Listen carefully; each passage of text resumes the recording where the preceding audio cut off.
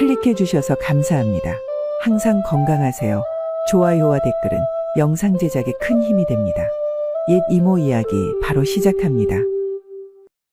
한양 외곽의 작은 마을에 살던 과부 윤 씨는 남편 김상철이 임진왜란 중 전사한 지 1년이 지났습니다.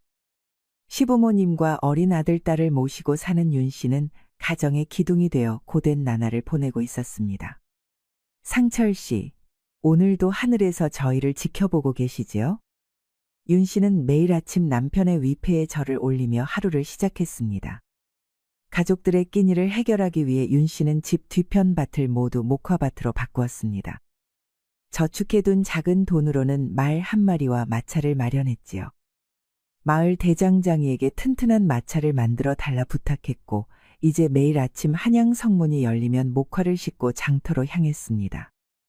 약 1년 동안 목화를 팔아온 윤 씨는 풍족하진 않아도 가족이 굶지 않을 만큼의 생계는 유지할 수 있었습니다. 마을 사람들은 그녀를 김상철의 아내라 부르기보다 과부 윤 씨라 부르기 시작했습니다. 어느 봄날 목화를 팔고 돌아오는 길에 윤 씨는 한 젊은 비구니에게 길을 막혔습니다. 시주님, 잠시 말씀 좀 여쭙겠습니다. 단아한 모습의 비구니가 공손히 인사를 건넸습니다. 네, 무슨 일로 저를 찾으시나요? 저는 창경사의 월정이라고 합니다. 저희 절에서 목화를 구하고 있었는데 시주님의 목화가 품질이 좋다고 들었습니다. 윤 씨는 고개를 갸웃했습니다. 제 목화가요. 어디서 들으셨나요? 월정 비구니는 미소를 지었습니다. 장터에서 평판이 자자하십니다.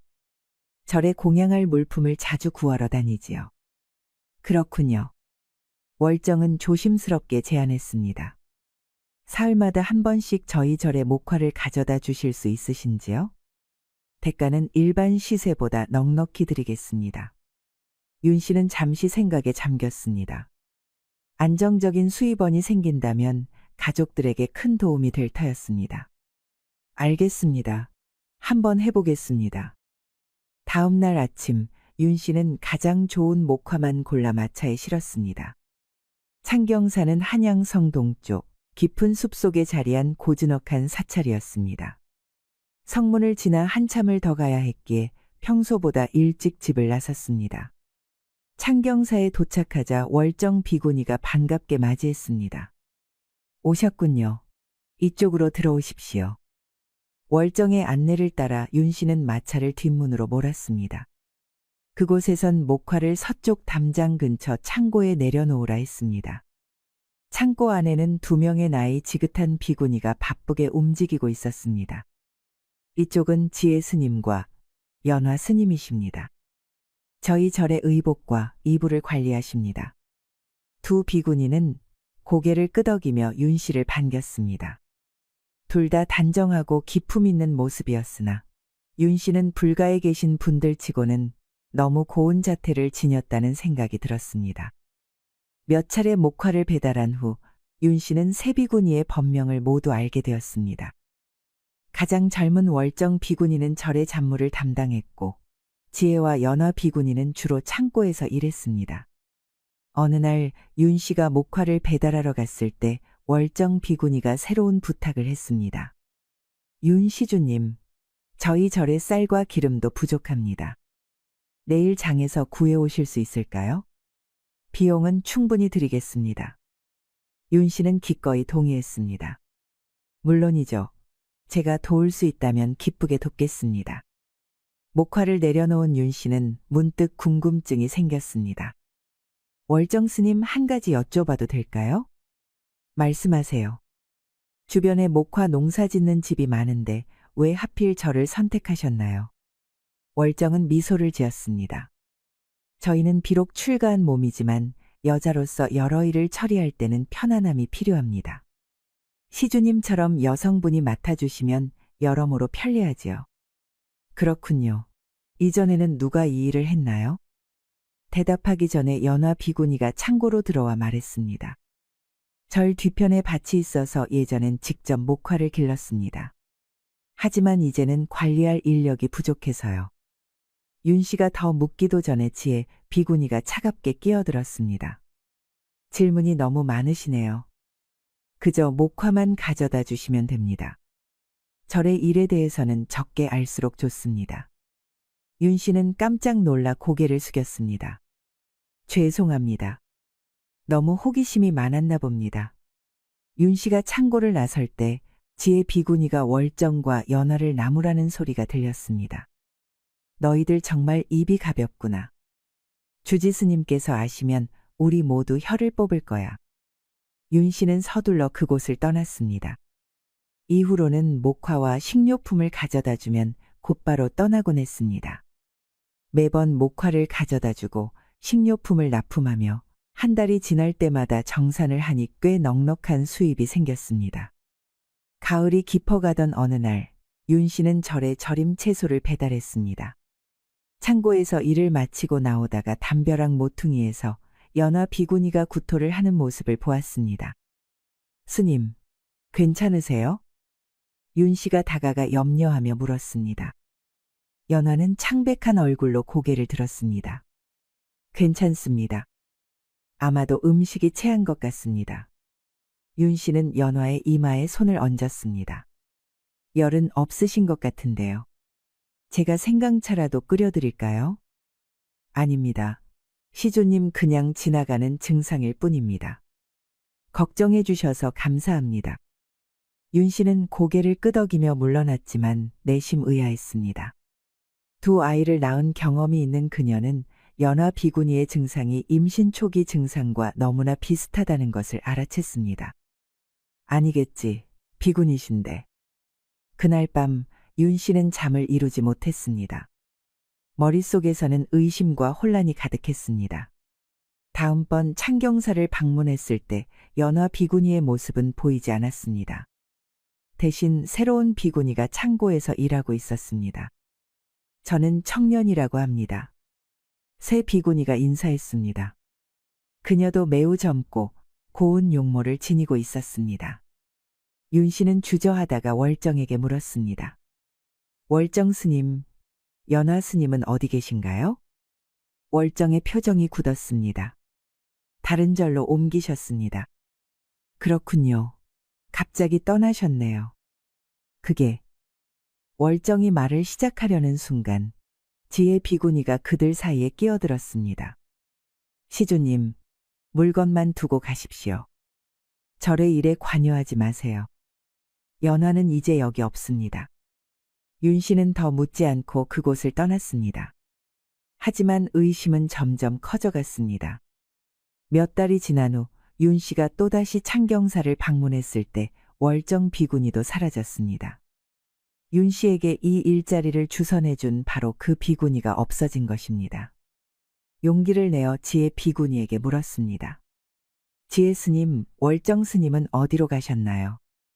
지혜는 차갑게 대답했습니다. 그녀도 다른 절로 옮겨졌습니다. 시주님, 절의 일에 호기심을 가지는 것은 좋지 않습니다. 부처님께서는 과도한 호기심을 경계하셨습니다. 윤 씨는 고개를 숙였습니다. 이제 그녀에게 이 일을 소개해 준 사람은 사라지고 창경사와의 연결은 오직 지혜 비구니뿐이었습니다. 하지만 목화 납품과 식료품 공급은 계속되었고 오히려 주문량은 늘어났습니다. 계절이 바뀌어 다시 봄이 왔습니다. 윤 씨가 창경사에 납품을 한 지도 거의 3년이 되어갔습니다. 그녀는 제법 돈을 모았고 시부모님과 상의하여 집 뒤편에 새 건물을 지을 계획을 세웠습니다. 아들이 장성하면 분가시킬 용도였지요. 눈이 내린 다음 날이었습니다. 윤 씨가 창경사에 목화를 배달하고 돌아왔을 때 시아버지가 우려 섞인 목소리로 말했습니다. 아가, 밤이 깊어 절을 방문하다니 너무 무모한 일이었어. 위험할 수도 있었는데.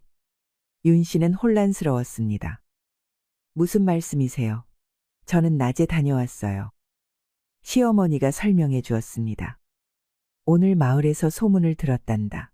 창경사에 밤마다 이상한 불빛이 보이고 괴이한 소리가 들린다고 해 젊은 여자들이 들어갔다가 돌아오지 않는다는 말도 있더구나. 윤 씨는 몸이 떨려왔습니다. 그동안의 의심과 수상한 점들이 머릿속에서 맴돌았습니다. 어머님, 아버님, 실은 제가 의심스러운 것들을 봤습니다. 윤 씨는 연화와 월정 비구니가 갑자기 사라진 일, 연화의 구토 증상, 지혜 비구니의 경계하는 태도 등을 모두 털어놓았습니다. 시어머니의 얼굴이 창백해졌습니다. 아가, 이건 단순한 절이 아닌 것 같구나. 네가 계속 그곳에 다니는 건 위험해. 하지만 어머님, 저희 생계가 목숨보다 중요한 건 없다. 시아버지가 단호하게 말했습니다. 그런데 이 일을 함부로 중단하면 그들이 의심할 수도 있어. 다른 방법을 찾아보자. 시어머니가 제안했습니다. 윤아, 네 오라버니에게 이 일을 알려보는 게 어떨까? 그는 용감하고 지혜롭잖니 관청에 연줄도 있고 그가 도움을 줄 수 있을 거야.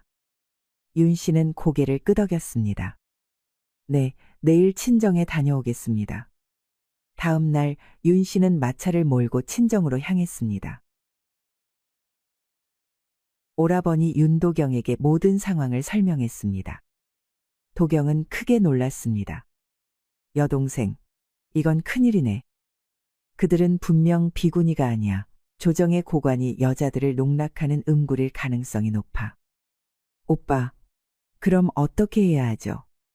이건 너 혼자 해결할 수 있는 문제가 아니야. 한양 북쪽 세심사의 보경 대사를 찾아가 보자. 그는 현명한 고승이시고 조정에서도 존경받는 분이야. 그분이 도움을 주실 거야. 윤 씨는 걱정스러운 표정으로 물었습니다. 그럼 제 가족은요? 네가 떠나면 그들도 위험할 수 있어. 내가 충분한 돈을 마련해 줄 테니 시부모님과 아이들은 잠시 다른 곳으로 피신하게 하자. 상황이 정리되면 다시 돌아오면 돼. 윤 씨는 깊은 고민 끝에 오빠의 제안을 받아들였습니다. 그녀는 부모님께 간단한 편지를 남기고 오빠와 함께 한양을 떠났습니다. 그들은 조심스럽게 여행하여 마침내 세심사에 도착했습니다. 보경대사는 위험 있는 모습으로 그들을 맞이했습니다. 무슨 일로 이곳을 찾아오셨소? 대사가 물었습니다. 도경이 공손히 대답했습니다. 대사님, 저희는 한양 근처 마을에서 왔습니다. 여동생이 위험에 처해 있어 도움을 청하러 왔습니다. 도경은 윤 씨의 이야기를 자세히 전했습니다. 보경 대사는 이야기를 듣더니 표정이 심각해졌습니다. 자네들이 말한 창경사, 그곳은 진짜 절이 아니네. 내가 들은 바로는 그곳은 조정의 고위 관리가 은밀한 욕망을 채우는 장소라고 해. 그자는 자신을 주지라 칭하며 많은 여인들을 꿰어내지. 윤 씨는 당혹스러웠습니다. 그럼 제가 만난 비구니들은 아마도 납치되었거나 속아서 들어온 여인들일 것이네. 자네가 만난 연화와 월정이라는 이들. 그들은 이미 대사는 말을 잇지 못했습니다. 돌아가셨나요? 윤 씨의 목소리가 떨렸습니다. 대사는 무거운 한숨을 내쉬었습니다. 그럴 가능성이 높네. 그자는 여인들을 욕보인 후 임신하거나 더 이상 쓸모가 없어지면 독살한다고 알려져 있지. 윤 씨와 도경은 충격에 빠졌습니다. 대사가 물었습니다. 창경사의 주지는 누구인가? 윤 씨가 대답했습니다. 제가 들은 바로는 현명 대사라고 하는데 저는 직접 뵌 적이 없습니다. 대사의 눈이 커졌습니다. 현명 대사라고? 그자는 조정의 우의정 최민수다. 그는 불도를 가장한 사악한 자야. 도경이 당혹스러워하며 물었습니다. 우의정 최민수라고요? 그런 고위 관리가 어떻게 이런 짓을? 권력은 사람을 부패시키지. 그는 오래전부터 여색을 탐했고 왕의 눈을 피해 은밀히 자신의 욕망을 채우고 있었네. 이건 큰일이야. 즉시 조치를 취해야 해. 대사는 잠시 생각에 잠겼다가 결심한 듯 말했습니다. 내게 좋은 친구가 있네. 한양 형조의 박판서. 그는 정의로운 사람이야. 그의 도움을 받아 이 악행을 밝혀내자. 윤 씨는 걱정스러운 표정으로 물었습니다. 저희가 어떻게 도울 수 있을까요? 내일 아침 자네는 평소처럼 목화를 가지고 창경사에 가게. 우리는 그 뒤를 따라갈 것이네. 자네가 창고에 들어가 있는 동안 나와 박 판서는 관원들과 함께 들어가 현명이라는 자를 체포할 것이야. 도경이 걱정스럽게 물었습니다. 동생이 위험하지 않을까요? 걱정 말게. 우리가 바로 뒤따라갈 테니 자네 동생에게 해가 가지 않도록 하겠네. 다음 날 이른 아침, 윤 씨는 마차에 목화를 가득 싣고 창경사로 향했습니다. 심장은 두근거렸지만 겉으로는 평소와 같은 모습을 유지했습니다. 창경사 입구에서 그녀를 맞이한 것은 지혜 비군이었습니다. 오셨군요. 빨리 들어오세요. 시간이 없어요. 윤 씨는 마차를 후문으로 몰고 가서 목화를 창고로 운반했습니다. 그곳에서 그녀는 청년 비구니와 새로운 비구니를 만났습니다. 잠시 후 대문에서 소란이 일어났습니다. 보경대사와 박판서가 관원들을 이끌고 들어서는 소리였습니다. 어서 숨으세요. 지혜 비구니가 윤 씨를 창고 구석으로 밀어넣었습니다. 저들이 우리를 찾고 있어요. 윤 씨는 비구니들이 공포에 질린 모습을 보며 의아했습니다. 무슨 일이 벌어지고 있는 거죠? 지혜 비구니의 눈에 눈물이 고였습니다. 제발 묻지 마세요. 그냥 숨어 계세요. 바깥에서 고함 소리가 들렸습니다. 최민수, 나오시오. 왕명으로 체포하러 왔소. 한참의 소란 끝에 잠잠해졌을 때 창고 문이 열렸습니다. 보경 대사와 관원들이 들어섰습니다. 윤 씨, 괜찮으시오? 대사가 물었습니다. 윤 씨는 고개를 끄덕였습니다. 주변에 있던 비구니들은 이미 관원들에게 붙잡혀 있었습니다. 박 판서가 다가와 말했습니다. 최민수는 체포됐소. 이 가짜절의 실상이 모두 드러났소.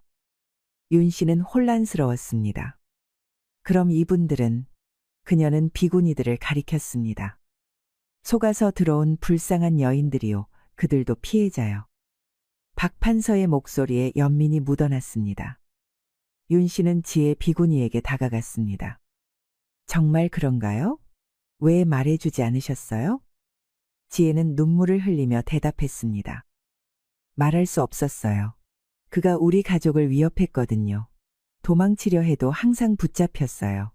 연화, 월정. 그녀는 더 이상 말을 잇지 못했습니다. 보경 대사가 한숨을 쉬었습니다.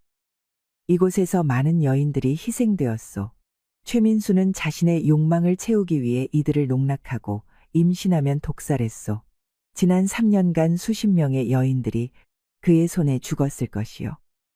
윤 씨는 가슴이 무너지는 듯 했습니다. 자신이 그런 사악한 일에 간접적으로 가담했다는 사실에 괴로웠습니다. 저도 책임이 있어요. 제가 목화를 가져다 주지 않았다면. 박 판서가 그녀의 어깨를 토닥였습니다. 자책하지 마시오. 당신은 알지 못했소. 오히려 당신 덕분에 이 악행이 밝혀진 것이오. 보경 대사가 덧붙였습니다. 이제 이 여인들은 자유롭게 될 것이오. 최민수는 그의 죄에 합당한 벌을 받을 것이고. 그들이 대화하는 동안 관원 하나가 달려와 소식을 전했습니다. 대감, 최민수가 스스로 몹쓸 짓을 했습니다. 모두가 놀라 그쪽으로 달려갔습니다. 주지의 방에는 최민수의 싸늘한 몸이 누워 있었습니다. 그는 독약을 마시고 이렇게 되었습니다. 박 판서가 머리를 절레절레 흔들었습니다. 저자는 끝까지 심판을 피하려 했군요. 그때 방 한켠에서 이상한 소리가 들렸습니다. 관원들이 큰 장식장을 옮기자 그 뒤에 숨겨진 비밀 통로가 드러났습니다. 여기 뭐가 있어? 관원 하나가 외쳤습니다. 모두가 좁은 통로를 따라 내려갔습니다. 그 끝에는 넓은 지하실이 있었고 그곳에는 몇 명의 젊은 여인들이 갇혀 있었습니다. 살려주세요. 그들은 약하게 호소했습니다. 그중 한 여인이 윤 씨를 알아보았습니다. 윤 씨, 당신이군요. 윤 씨는 놀라 자세히 보았습니다. 그것은 연화 비군이었습니다. 그녀는 몹시 야위고 창백했지만 살아 있었습니다. 연화 스님, 윤 씨는 달려가 그녀를 껴안았습니다. 연화는 힘없이 미소 지었습니다. 스님이 아니에요. 저는 김연화라고 해요. 고향에서 납치되어 이곳에 끌려왔어요. 모두 그랬죠. 관원들은 재빨리 갇힌 여인들을 구출했습니다. 그 중에는 월정도 있었습니다. 그녀 역시 연화처럼 쇠약해 보였지만 살아 있었습니다. 우리가 죽은 줄 알았겠지요. 월정이 약한 목소리로 말했습니다. 우의정은 우리를 죽이는 대신 여기 가두었어요. 새로운 희생자들이 오면 우리는 이곳으로 끌려왔죠. 박판서는 분노로 얼굴이 붉어졌습니다. 이런 끔찍한 조정의 고관이 이런 짓을. 보경 대사가 한숨을 내쉬며 말했습니다. 욕망은 사람을 짐승으로 만드는 법이지요. 권력이 있으면 더욱 그렇습니다. 윤 씨는 연화의 손을 잡고 물었습니다. 그때 임신하셨던 건가요? 연화는 고개를 숙였습니다. 그랬어요. 하지만 지하에 갇히고 나서 아이는 유산됐어요. 그녀의 눈에서 눈물이 흘러내렸습니다. 보경 대사가 감싸듯 말했습니다. 이제 모두 안전합니다. 더 이상 두려워할 필요 없습니다. 다음 날 모든 피해 여성들은 가족들에게 돌아갔고 가족이 없는 이들은 세심사에 진짜 비구니들이 보살펴 주기로 했습니다. 최민수의 사망 소식은 조정에 큰 충격을 안겼고 왕은 이 사건에 대한 철저한 조사를 명령했습니다. 윤 씨와 오빠 도경은 세심사에서 하룻밤을 묵은 후 다음 날 고향으로 돌아갔습니다. 길을 떠나기 전 보경 대사가 윤 씨에게 다가왔습니다. 윤 씨, 당신의 용기 덕분에 많은 생명이 구해졌소. 부처님께서도 기뻐하실 일이오. 윤 씨는 공손히 고개를 숙였습니다. 제가 한 일은 별로 없습니다. 오히려 그동안 모르고 그런 악행에 도움을 줬다는 죄책감이. 자신을 탓하지 마시오. 당신은 순수한 마음으로 행동했소. 이제 그 순수한 마음으로 앞으로의 삶을 살아가시오. 도경이 대사에게 절을 올렸습니다. 대사님의 도움이 없었다면 이 모든 일을 해결할 수 없었을 겁니다. 은혜를 어찌 갚아야 할지. 대사는 미소를 지었습니다. 은혜를 갚고 싶다면 선한 마음으로 세상을 살아가시오. 그것이 나에게 주는 가장 큰 선물이오. 윤 씨와 도경은 감사의 인사를 드리고 고향으로 돌아가는 길에 올랐습니다. 마차를 몰며 윤 씨는 그동안의 일을 되새겼습니다. 단순히 목화를 납품하는 일이 어떻게 이런 거대한 사건으로 발전했는지 믿기지 않았습니다. 오빠, 이제 어떻게 살아가야 할까요? 윤 씨가 물었습니다. 도경은 동생을 다정하게 바라보았습니다. 평범하게, 하지만 자랑스럽게 살면 되지. 네가 한 일은 대단한 거야. 저도 모르게 그런 악행에 가담했다는 생각을 떨칠 수가 없어요. 가담한 게 아니야. 네가 아니었다면 그 여인들은 영원히 구출되지 못했을 거야. 네가 영웅이란 말이야. 윤 씨는 쓴웃음을 지었습니다. 영웅이라 저는 그저 아이들을 위해 끼니를 해결하려 했을 뿐인데요. 집에 도착하자 시부모님과 아이들이 반갑게 맞이해 주었습니다. 이미 도경이 보낸 편지로 윤 씨의 무사함을 알고 있었습니다. 모두가 그녀의 귀환을 축하해 주었습니다. 그날 밤 윤 씨는 남편의 위패 앞에 앉아 지난 일들을 조용히 이야기했습니다. 여보, 저 많이 겁났었어요. 하지만 이제 모든 게 끝났어요. 우리 아이들은 건강하게 자라고 있고 저는 어쩌면 조금 더 강해진 것 같아요. 그녀는 눈물을 훔치며 웃었습니다. 다음 생에는 좀 더 평화로운 삶을 살게 해주세요. 이번 생은 너무 모험이 많았어요. 이듬해 봄, 윤 씨의 이야기는 한양 전체에 퍼졌고 그녀는 용감한 과부 윤 씨로 알려지게 되었습니다. 조정에서는 그녀의 용기를 치하하는 상장과 함께 작은 상금을 내렸습니다. 윤 씨는 그 돈으로 더 넓은 목화밭을 사고 새 집을 지었습니다. 한편 구출된 여인들은 자신들의 삶을 재건했습니다. 연화는 고향으로 돌아가 다시 삶을 시작했고 월정은 진짜 비구니가 되어 불도에 정진했습니다. 지혜는 한양에 남아 피해자들을 위한 쉼터를 열었습니다. 5년이 지난 어느 여름날 한 상인이 윤 씨의 집을 찾아왔습니다. 윤 씨 부인 계십니까? 그가 문 앞에서 물었습니다. 윤 씨가 마당으로 나왔습니다. 네, 제가 윤 씨입니다. 무슨 일로 오셨나요? 상인은 공손히 절을 올렸습니다. 저는 남쪽 지방에서 온 장사꾼 이상철이라고 합니다.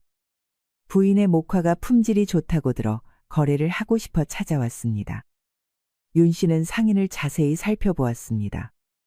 단정하고 품위 있어 보이는 중년 남성이었습니다. 그의 이름이 자신의 돌아가신 남편과 같다는 점이 우연히 마음에 와닿았습니다. 들어오셔서 차라도 드시겠습니까? 감사합니다. 그들은 마당 평상에 앉아 이야기를 나누었습니다. 이상철은 목화 장사를 크게 하는 상인으로 윤 씨의 목화를 대량으로 구매하고 싶어 했습니다. 사실 이상철이 조심스럽게 말을 꺼냈습니다. 제가 부인을 찾아온 데는 다른 이유도 있습니다. 윤 씨는 의아한 표정을 지었습니다. 다른 이유라니요? 5년 전 창경사 사건 기억하시죠? 그때 구해주신 여인들 중에 제 여동생이 있었습니다. 김연아라고. 윤 씨는 놀라 눈을 크게 떴습니다. 연아가 당신의 여동생이었군요. 이상철은 깊이 고개를 숙였습니다. 네, 그렇습니다. 동생이 납치된 후 몇 년간 찾아 헤맸습니다. 부인 덕분에 동생을 다시 만날 수 있었습니다. 은혜를 어떻게 갚아야 할지. 천만에요. 제가 한 일은 별거 아닙니다. 아닙니다.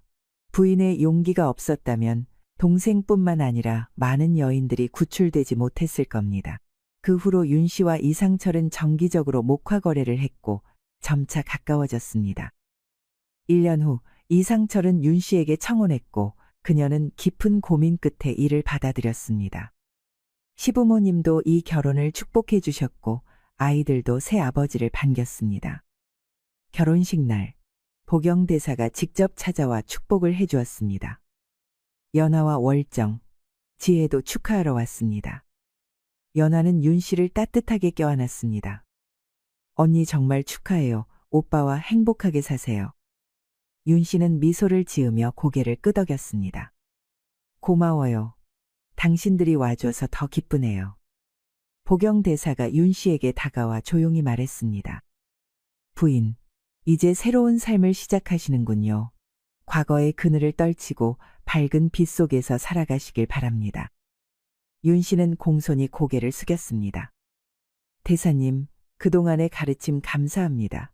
항상 마음에 간직하겠습니다. 결혼 후 윤 씨와 이상철은 목화 사업을 크게 확장했고 점차 마을에서 가장 부유한 집안 중 하나가 되었습니다. 그들은 자신들의 부를 어려운 이웃들과 나누며 살았고 특히 불우한 여성들을 돕는 일에 많은 힘을 쏟았습니다. 세월이 흘러 윤 씨의 아들과 딸은 장성하여 각자의 가정을 이루었고 윤 씨와 이상철은 행복한 노년을 보냈습니다. 그들의 이야기는 오랫동안 사람들 사이에서 전해졌고 용감한 과부 윤 씨의 전설은 많은 이들에게 용기와 희망을 주었습니다.